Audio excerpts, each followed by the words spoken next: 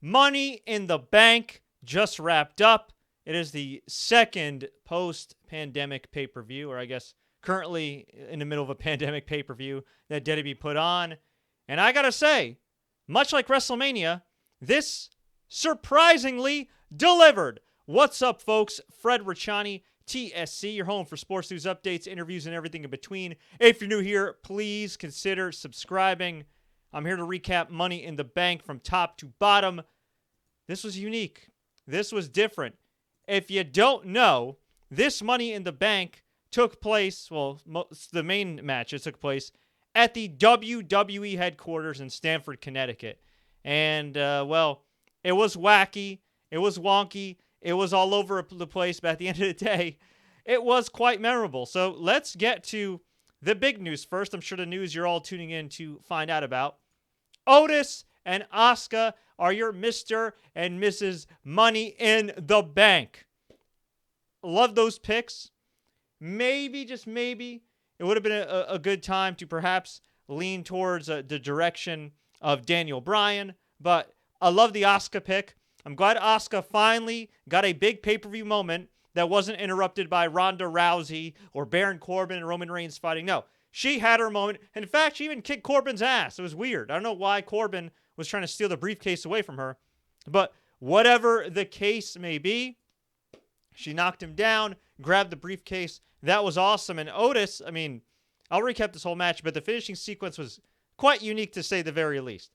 So it was Corbin and AJ Styles who were brawling, who were climbing up the ladder, who were trying to grab the briefcase. They both held on at the same time. And then all of a sudden, Elias came out of nowhere and he hit the guitar on Corbin's back, shattered it. Corbin fell, subsequently dropped the briefcase into the hands of my favorite wrestler today, Otis. And Otis, oh yeah, is your Money in the Bank male winner. That makes me a very, very happy man. Now, by the way, if you're watching this live, if you're listening to this live, you might be wondering, wait, did this pay-per-view really just end? Yes. Another WWE pay-per-view ends at 9:30. I could absolutely get used to this. This gives me plenty of time to catch up on Insecure on HBO and The Last Dance. So, hey, I certainly ain't complaining right here. As for the match itself and how it was structured, well, it was kind of wacky. You see, we started out in the WWE lobby in Stamford, Connecticut. They did their entrances, which was really corny. Really corny. In fact, they were doing like their poses and everything. So they were in the lobby in front of the elevator bank, and they're just doing these stupid entrances. So even like Shayna Baszler, Shayna did the thing with what she does where she kisses the fans, and then she does like the weird thing with her hands. It's like Mighty Morphin Power Rangers, but like kind of like different from AJ Styles. And yeah, it was just wacky. And Dana Brooke did her cartwheel, and Carmella did her awkward moonwalk, and it was wacky. A little too wacky, but hey, it is what it is. So we had that, and then we kicked things off with Asuka diving off, and my phone's blowing up here because a lot of people were actually tuned into this wackiness. I guess they got their free month, and yeah, it seems like a lot of people enjoyed it. So Asuka kicked off the match by hopping off of one of the floors onto the women, and then taking the elevator. Brawls everywhere. The men entered in the gym area. They were brawling. Corbin had a weight that he threw at one of the wrestlers. They moved out of the way, and Corbin shattered the glass, so I guess he gets like 7 years of bad luck and more jobbing and looking like a geek. And they were just brawling on the elevator. So much was going on here. And this was filmed cinematically with music in the background, a number of different cameos. Here are some of my notes here. This just scratches the surface, but still. So Otis is absolutely hilarious. These guys are all brawling. The women took the stairs as Asuka took the elevator and was dancing, and just like one of the MVPs of this match. Corbin, as I mentioned, destroyed a gym mirror. A guy that looked like Dollar Store Doink was freaking hiding somewhere. Like, I think it was like in the weight room or something. That was creepy. Dana Brooke went to the conference room, got the wrong briefcase, knocked out Nia Jax, or Nia Jax was knocked out somehow. Carmella, I forgot who she hit. It might have been Dana Brooke. She hit them with like a poster. So that was wacky. Stephanie McMahon told Dana Brooke that she's in the Money in the Bank conference room. That's not the Money in the Bank briefcase. Huh? Brother Rey Mysterio went to the bathroom. I guess he had to take a piss. And Brother Love, Bruce Pritchard, just walks out and says, I love you. And then Rey Mysterio's like, I love you too, but I got a match to win. More on Rey later. It gets crazier. AJ Styles is looking for Rey Mysterio. Just is looking for him and looking for Aleister Black, trying to see if the coast is clear. And he opens the door, and the lights are in Undertaker's like bluish purple colors. And all of a sudden, AJ has Money in the Bank PTSD. It was so bad it was good.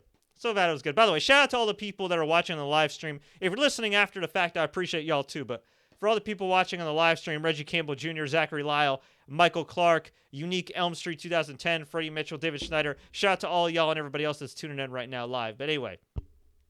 So he had flashbacks of The Undertaker, which was hilarious. He saw a poster of Rey Mysterio from across the balcony with the booyaka booyaka playing in the background. And then Aleister Black just knocked out AJ. So that was different. Oh, I forgot to mention in the weight room, Otis was like, yeah, weights, yeah. It just ridiculously crazy. Then they cut to Paul Heyman in catering. And Paul Heyman's just loving this catering. I mean, he is portrayed exactly how you think Vince McMahon sees Paul Heyman. Just looking at the food, ready to chow down. And then the men are on one side, the women on the other side. It was like West Side Story. I don't know why they were getting all up in their business, because at the end of the day, there's two different briefcases, but whatever. So then Otis goes, food fight! And he takes a full meal and throws it in Paul Heyman's face. And Paul Heyman's just stunned. Everybody's like stunned. Aleister Black showed more facial expressions in this one segment than he has in his entire WWE career. It was just like... And then they start a food fight, and they brawl all the way up onto the roof. I'm sure there's more stuff here. Oh, Dana Brooke was thrown into a vending machine by Nia Jax. Nia also powerbombed Carmella through the catering table, the craft services. Otis stops in the random cafeteria area and sees John Laurinaitis. And John Laurinaitis says, people power. So Otis throws a cake in his face, and this discombobulates Johnny Ace to be able to contain himself and get up. AJ Styles and Daniel Bryan brawl into Vince McMahon's office, which is just bright red and has the big T-Rex fossil. And he's like, damn it, get out. What are you doing here? And AJ's like, sorry. And then AJ and Bryan fix the chairs, close the door slowly. And afterwards, AJ was like, man, we really got him. And Daniel Bryan's like, what are you talking about? You're the one that told me to fix the chairs. And then they started brawling. And oh, God, that was funny. And then Vince McMahon used his hand sanitizer. And I think he was in jeans. It's just weird. Vince McMahon in jeans. I don't know. It's weird. And then Nia, Lacey, and Asuka got to the roof. They were brawling. Finally, it was Asuka who got to the ladder. And for whatever reason, King Corbin... It looked like he was trying to stop Asuka from getting the briefcase, even though there's two briefcases. I thought for a second I was an idiot and I misread the rules that, there's only one Money in the Bank winner. But no, there is two. There are two. But I don't know. It was a wacky moment. So Corbin got knocked out by Asuka. Asuka got the win. Then the men started brawling. Otis and Corbin hit the ring. The ladder couldn't contain Otis, similar to SmackDown. And then Rey and Aleister Black were fighting. And then Rey was thrown off the roof by Aleister Black? What? What? No follow-up, no nothing? I think... Was Aleister Black thrown off the roof too? I was just sorry. King Corbin threw Rey off the roof. I think Aleister Black was thrown off too. I'm not sure. If somebody could correct me there, I'd appreciate that. But that was wacky. That was absolutely wacky. So that happened. And then afterwards, they were brawling, and it was the last two people were AJ and Corbin, as I mentioned. And hold on to that briefcase at the same time. I'm thinking, oh, God, it's going to be co-briefcase winners, or, oh, man, it's going to be King Corbin again, who sucks. But no. Elias saved the day, hit Corbin in the back with the guitar, El Kabong, Jeff Jarrett style. He fell off. The briefcase slipped out of their grasp, landed in Otis's big belly. And Otis, oh, yeah, is the Money in the Bank male winner. I love it. It's wacky. It's ridiculous. I don't know if it makes sense for Otis right now to be WWE champion, but you know what? When Braun Strowman is the Universal Champion, who really had no momentum going in, and you have no fans in anyway, why not? I mean, Otis is one of those guys. I mean, look, you might as well try to go viral and have a guy that can get you memed and get you retweeted. And I guess Otis is that guy, so why not? I wouldn't make him WWE champion, but Universal Champion, sure. Why the hell not at this point? I mean, this seriously feels like the YOLO era of WWE. It's just like, YOLO, let's just throw it to the wall and see what sticks. And that's kind of what's happening. So as far as the men's/women's Money in the Bank, going into it, I was worried. I thought this was going to be stupid. In a lot of ways, it was kind of stupid. But it was so stupid. It was so wacky. It was so crazy. It worked. So once again, props to the WWE production team that I'm sure is severely underpaid during this pandemic. Props to all involved, all the talent and everybody else. This was shot incredibly well. This was soundtracked incredibly well. And this was executed extremely well. And yeah, it was a little campy, but hey, I mean, at the end of the day, we got Dollar Store Doink. We got Johnny Ace. We had Stephanie McMahon. We had Vince McMahon himself. Bruce Pritchard, Brother Love. So thumbs up for the Money in the Bank match. As for the rest of the card here, this was actually surprisingly, I'm not going to lie, pretty damn good, folks. I mean, I was waiting to hate this. I was waiting to not like this and think, all right, this is just kind of wacky. But no, it went pretty well for the most part. So let's get to the rest. Whoa, what the hell? Okay, these are my Facebook reactions here I'm getting so far. Let's put that away. I got a lot of new tools I'm playing with here on these live streams. Some of them work, some of them don't. And hey, we're trying them out in real time. Before we get to the rest of the card, actually, a few things. I heard the Last Ride Undertaker series is super awesome. I haven't had a chance to watch it yet, but y'all should check it out. I'm definitely going to check it out at some point for a lot of good things. Jonathan Snowden's Ken Shamrock book. I've only read a little bit of it so far, but it's been freaking awesome. Check it out. Look up Jonathan Snowden on Twitter at J.E. Snowden. Great book. The new Ken Shamrock book. Excellent so far, and a lot of people that have read it straight through love it. As for anything else, WWE Backlash announced for June 14th, probably taking place at the Performance Center. And Alberto Del Rio, former WWE champion, arrested under sexual assault allegations. Yeah, not a good look at all. He was arrested, according to the NBC affiliate in San Antonio, Texas. He apparently caused bodily injuries to a woman and forced her to dance in a dress and threatened to take her son and just crazy stuff. TMZ confirms that he's still in custody.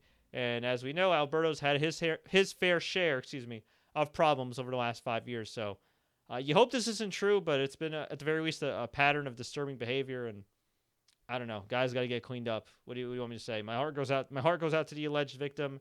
My heart goes out to all the families involved because, yeah, this is a crappy situation. And as for Alberto, I don't know, man. If he did this, he needs to do the time and do something because he's going to end up in a morgue pretty soon with the way he's going. So on a lighter note, no easy transition. We kicked things off with the kickoff show. Jeff Hardy beat Cesaro in a decent match. We had the SmackDown Fatal 4-Way Tag Team Championship. The New Day retained the SmackDown Tag Team titles against Miz and Morrison, the Forgotten Sons, and Lucha House Party. Forgotten Sons are perfectly fine workers. I think the problem with them and guys like Austin Theory is that you're debuting all these dudes and the Vink guy and everything else. You're debuting all these dudes all at once in front of no crowd with no vignettes, with no explanation whatsoever. And yeah, it's kind of wacky if you ask me. The Forgotten Sons too really haven't done anything in NXT. Good work, yeah, good workers, good solid workers, but I don't know. They're just kind of there to me. Jackson Riker, the former gunner of TNA, was at ringside. He was kicked out. All these guys worked really hard, especially Lucha House Party, busting their asses. And Big E got the win by pinning Grand Metalik. Grand Metalik and Big E got to be the most underrated wrestlers on the roster. Seriously. Metalik probably more because he rarely gets to showcase his stuff. But yeah, I mean, these two dudes should be in the upper echelon. And they're just in tag teams. And tag team's fine, but I think they could do a lot more with these guys. We had Bayley versus Tamina Snuka. Maybe it's Tamina's best match ever. I know it wasn't in front of a crowd, but really good as far as one-on-one goes for Tamina's Snuka standards. And she worked really hard here. And Bayley was great with her reversals and her submissions. And Tamina went for a super kick and Bayley reversed it into a leg lock. And yeah, really, really good stuff. My only complaint throughout the show is there were way too many table spots. Bray and Braun threw each other into the announcer's table. Bayley got thrown into the announcer's table. Drew McIntyre suplex Seth Rollins into the announcer's table.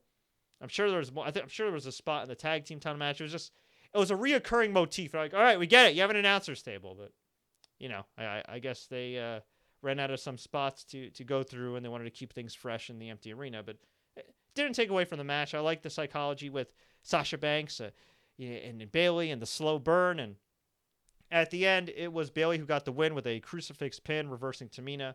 And afterwards, Sasha Banks attacked Tamina. They celebrated. And yes, the modern-day Kevin Nash and Scott Hall live to be champion another day. So I'm really liking the storyline. I think this has been great work from Bayley and from Sasha Banks. It's a shame they finally realized that these two women are phenomenal, and they realize this after they can't run shows in front of crowds. But hey, this Bayley and Sasha fan will take it for now. We had a surprisingly, I don't know if it was a good match. It was an entertaining match. I'll say that. Bray Wyatt, who was wearing his corduroy sweater and everything else, not the Fiend, took on Braun the Strowman for the Universal Championship. The puppets were at ringside.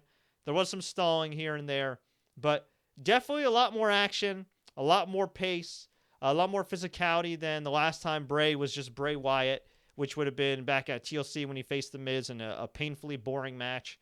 I was ready to tweet out before this match started. I can't remember the last time Bray's had a good singles match, but this, for what it was a pretty good singles match. And it did have some bad acting. I could see this being very polarizing. I did enjoy this a lot more than the Funhouse match. The Funhouse match was psychedelic. I think it was catered to, methamphetamine users. Nothing against those guys and girls, but what wasn't my type of tea or meth, that WrestleMania match. But this one was a lot more digestible. It had, no pun intended, it had a lot more physicality. It was an actual match with an actual referee that had actual punches and kicks and everything else and moves. So the ending came when Braun found the black sheep mask they used to wear when he was Braun the Strowman with the Wyatt family. And he put it on. And Bray's like, "You're back, Braun. You're back. I told you it's going to be different this time." And then Bray's just on his knees. Braun's in that black sheep mask. And I don't know. All I got to say is if you had a family member or a friend walk in the room when watching this, they would be very confused right now. I will leave it at that. They'll be very, very confused right now. They would think you're on like Pornhub or something. But anyway, not that I know about that. But I have friends that know about that. So anyway, finally Braun takes off the mask to reveal that he is indeed Braun Strowman, as if we didn't know that. Very similar to that time in WCW back in the day where Sting took off the fake Sting mask to reveal that it's Sting with the face paint, or the New Year, New Me meme. And then he hit the running power slam on Bray, got the pin, 1, 2, 3. That was that. This was entertaining. Wacky, but entertaining. And we had my favorite match of the night. This was excellent, and it would have been, of course, even better in front of a crowd. I got to say this. Seth Rollins is still an excellent professional wrestler, but, I mean, man, it's crazy because Seth Rollins is such a great talent, but he's such an insufferable douchebag on social media. He is so insufferable in media interviews where he comes off as a boot-licking kiss-ass. And he's got to be, I mean, legitimately, one of the worst main event promos of all time. And I'm talking about people that have been on top for at least 5 years. Now, in fairness, most WWE top guys in the last 10 years haven't been that great of promos because they've been constrained by the scripted writing of WWE and all these writers and Vince McMahon wanting guys to recite these wacky lines. But, we're in the same era that's had Bray Wyatt, who, while he has cut nonsensical promos, they've at least been somewhat entertaining. The last 10 years have also seen us have CM Punk, Dean Ambrose before he went completely wacky, and Daniel Bryan was a great promo as well. Hell, even Goldberg was pretty damn good on the mic for a while in that recent comeback. But Seth Rollins, from the time he was a heel, I mean, as a babyface, he wasn't that bad. He was passable. But as a heel, between the 2015-2016 run and this, man, sucks. Just sucks. And he's a top guy. Like, he should be able to, I don't even know.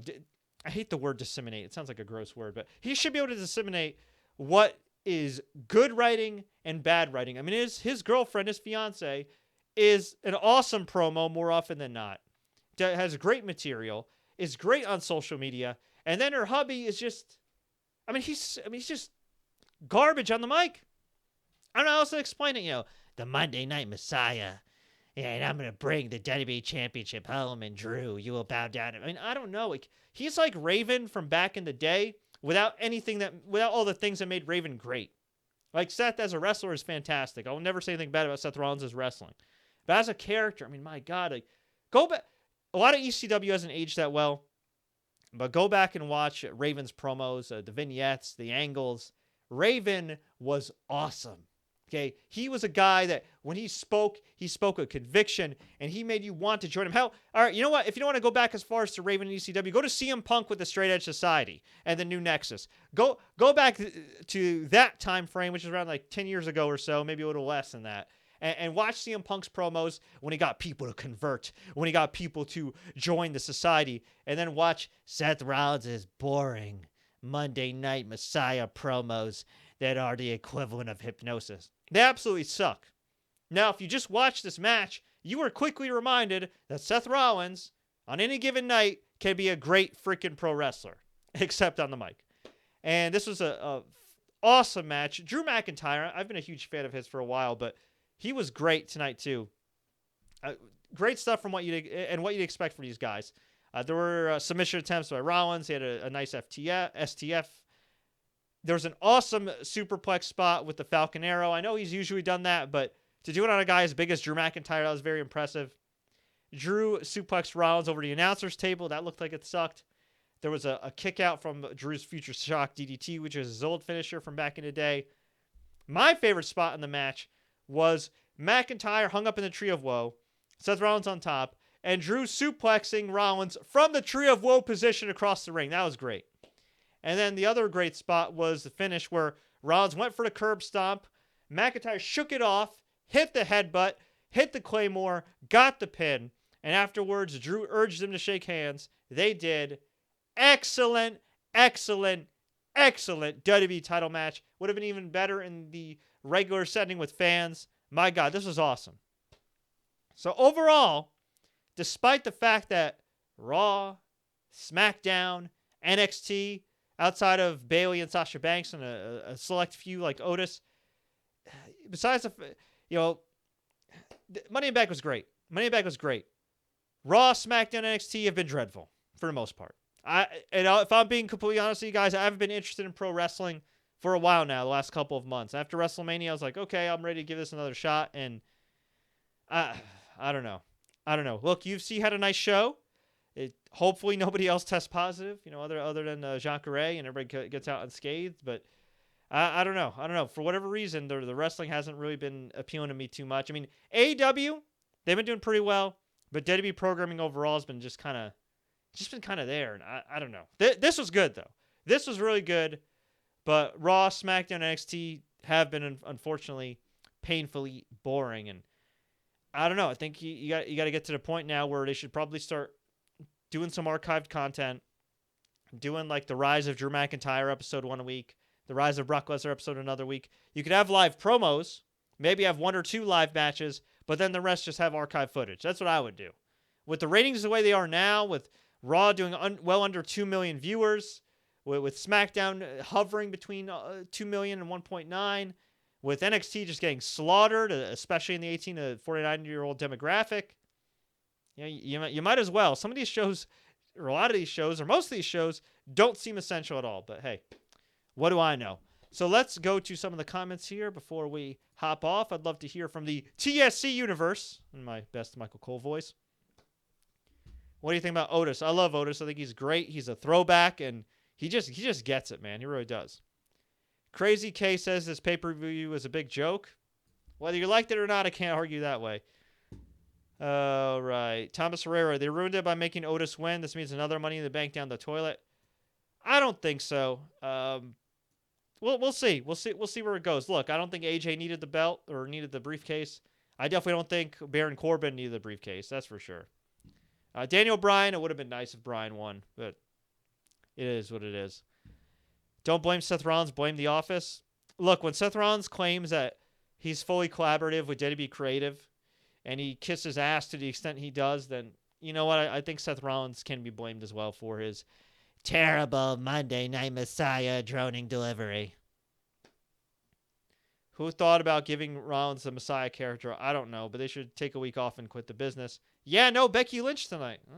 I don't know. That is interesting. I'm not sure why, but she is not on tonight. Okay, let's get some of the comments. Alberto Del Rio needs to be blackballed. I mean, he pretty much already is, man. Bray Wyatt needs to have that tornado DDT as a moveset from here on out. Yeah, for sure. Lucha House Party deserves a run of the SmackDown Tag Team titles. To say the least, my friends, they definitely need some type of run, some type of respect. I mean, these guys have been busting their asses for such a long freaking time, and what have they got to show for it? You know, not much. So yeah, I agree. I would like to see that happen too. What do you think about AEW programming lately? I think they've done a pretty good job for the most part. You know, some of the stuff with Matt Hardy is a little not much, too wacky for my liking. You know, with the golf cart thing was funny, but you know, not too bad.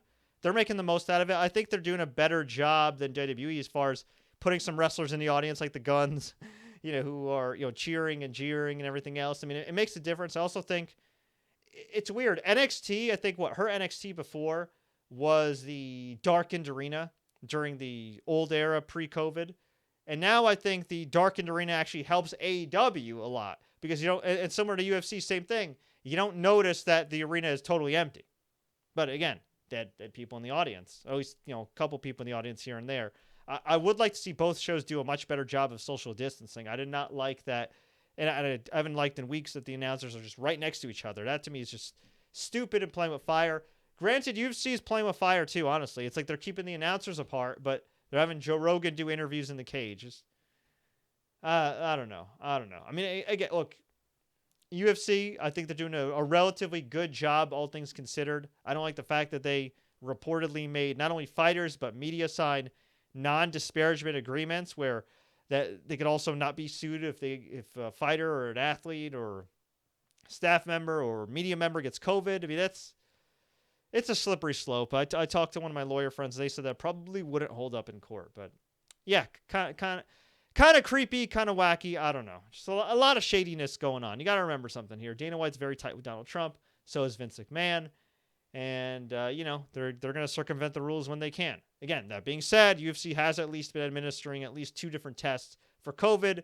AEW, I believe, administered at least 1 type of test for COVID.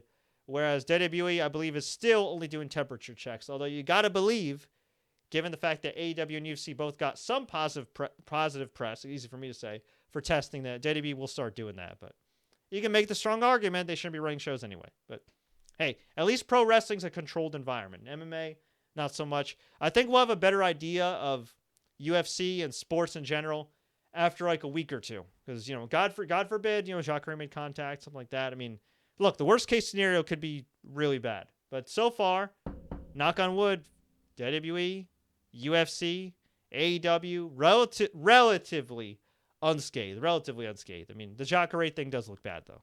And, you know, hopefully that's the full extent of potential infections.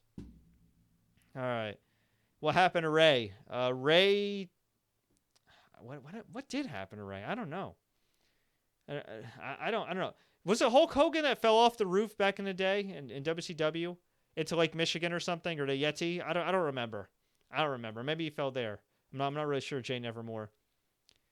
Okay, I swear Daniel Bryan was corpsing most of this match. He was doing something. It was wacky. Bray Wyatt needs to become WWE champion again.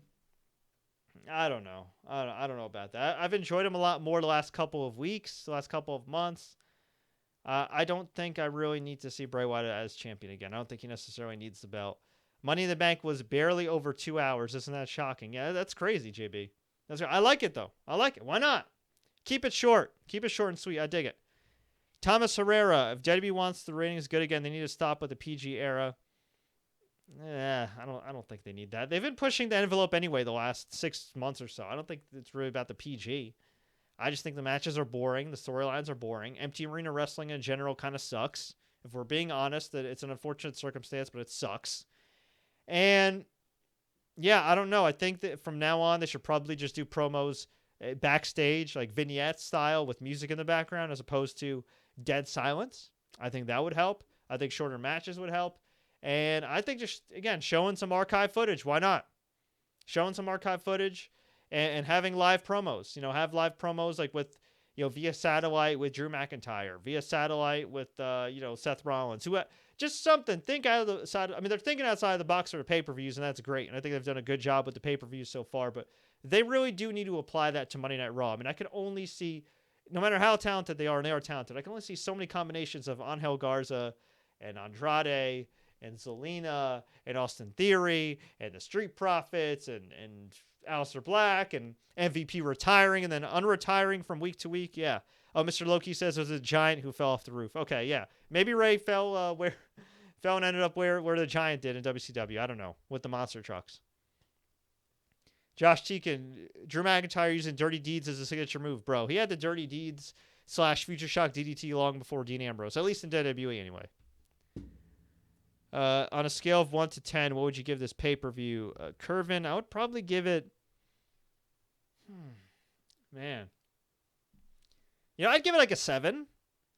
Yeah, man, I'd give it a 7. I think that this pay-per-view had one great match, which was Rollins and McIntyre. And on a 2-hour show, really no complaints there. Maybe even an 8. But I definitely think if you didn't watch this pay-per-view, you have to watch the Money in the Bank ladder match because it was just so wacky and funny. It was good. I think you should definitely watch the WWE Championship match. Other than that, I mean, the tag title match was pretty good. Listen, the show was an easy watch. There was nothing that was like terribly boring about the show. Oh man, I completely forgot to mention too. R-Truth was supposed to wrestle MVP like it was 2009. And then MVP said, no, this guy's going to fill in for me. And Bobby Lashley came out in his AJ Styles style pants and kicked R-Truth's ass. And this was awesome because as a old school, it's hard to believe it's old school now, TNA Impact Wrestling fan, and a fan of the Beatdown Clan stable that featured MVP and Bobby Lashley and Kenny King, and just a huge MVP and Bobby Lashley fan in general, I loved watching this because in WWE, MVP and Bobby Lashley are reunited just like they were back in the day in Impact Wrestling. So if MVP is going to be Bobby Lashley's mouthpiece, I am all for it.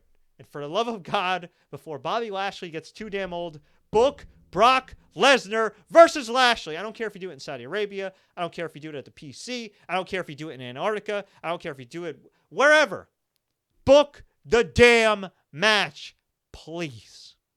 Please. That's one dream match that I've personally wanted to see for years. Did you like WrestleMania? Yeah, I for the most part, I relatively enjoyed WrestleMania. Asuka versus Becky Lynch again, LOL, yeah. Do you think WWE has given up on Shayna Baszler? Ooh, good question. I guess, I guess, I don't know. I don't know if give up is the right phrasing. She was supposed to win the title, or she was in a position to win the title. She didn't. And, she didn't win the Money in the Bank. She could technically still beat Becky Lynch for the title. She didn't take a pinfall or submission loss here tonight. But I think we'll see. Let's give it like a couple of weeks. Backlash is in 5 weeks. If Shayna Baszler's not challenging for the Women's Championship, then I could safely say, yeah, they gave up on her, which is unfortunate because she's broken the mold for women in WWE, and she's a pioneer of women's MMA, and I'm a big fan of her work. And yeah, I think it would be very disappointing if she did not get another title shot and win the championship eventually. I want the old WWE Championship introduced. I miss it too. I don't like this color-coded stuff. Well, the championship that Drew McIntyre has doesn't look that bad. I've seen better. The Attitude Era belts were way better. But, it's not that bad of a belt. The blue belt on SmackDown and the red belt, yeah. I do not like that.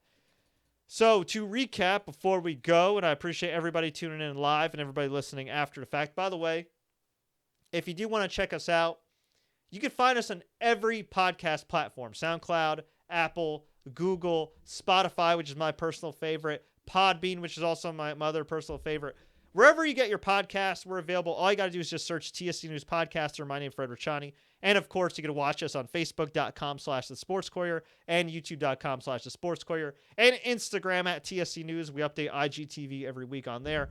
So, to quickly recap the results here again, Otis defeated AJ Styles, Aleister Black, Daniel Bryan, Rey Mysterio, and King Corbin to win the men's Money in the Bank briefcase. On the women's side, Asuka defeated Lacey Evans, Carmella, Shayna Baszler, Nia Jax, Asuka won, and she defeated, let's start over here. Asuka defeated Lacey Evans, Carmella, Baszler, Jax, and Dana Brooke to win the women's Money in the Bank. Braun, the Strowman, beat Bray Wyatt, not The Fiend, Bray Wyatt, to retain the Universal title. Drew McIntyre defeated Seth Rollins to retain the WWE title. Bayley defeated Tamina Snuka to retain the SmackDown Women's title and remain the longest reigning SmackDown Women's Champion of all time.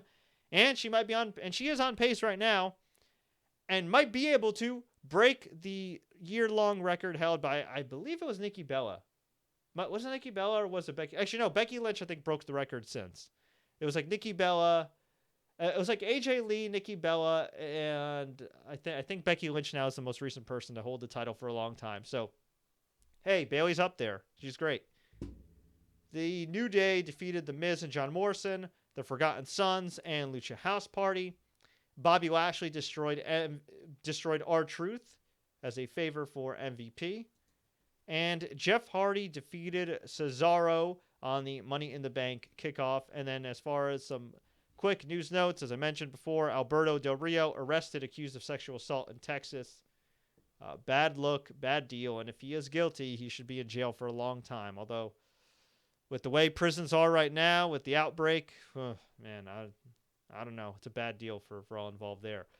WWE Backlash announced for June 14th. The schedule, let's see what here. Okay, no, they don't have an official location yet. It's scheduled for June 14th, so the schedule will remain the same, but the match lineup has not been announced yet, of course. It's 5 weeks away, and the location has not been announced, although presumably it's in Orlando, Florida. And, so overall, awesome show. Surprisingly, another thumbs-up show. Who knew that we just needed a pandemic and social distancing and empty arena shows in order for WWE to get its ish together, at least on the pay-per-view level. On the show level, Raw, SmackDown, NXT, they have fallen off quite a bit in ratings and in quality. But we'll see what happens. Folks, I want to hear from you, though. What do you think about the show? Let me know. Leave a comment below. I just want to let y'all know, too, I uploaded my Xbox Live Gold review. We have a number of new interviews with Miami Dolphins players who just signed with the team if you're an NFL fan. I've got a few interviews coming up later this week I think you guys will enjoy. We also have our WWE 2K20 PC review up. So, until then, folks, take care, like and share. Please subscribe and enable notifications so you never miss an update. And until next time, as always, enjoy the matches.